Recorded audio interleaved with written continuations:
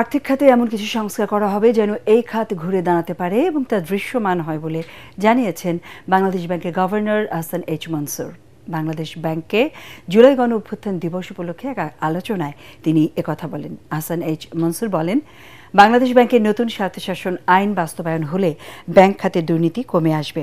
অন্তর্বর্তী উদ্যোগ বাস্তবায়ন হলে মুদ্রাস্ফীতি অনেকটা কমে আসবে বলেও জানান বাংলাদেশ ব্যাংকের গভর্নর।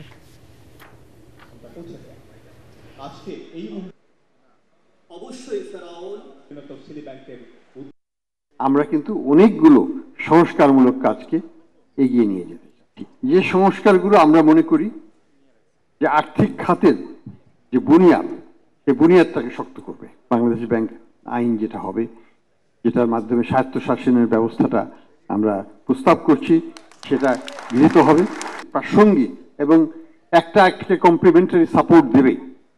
সেই আইনগুলো আমরা একসাথে যদি করতে পারি এবং সঠিকভাবে যদি এগুলোকে বাস্তবায়ন করতে পারি, তাহলে কিন্তু আমাদের আর্থিক খাতের চিত্র পাল্টাতে বাধ্য।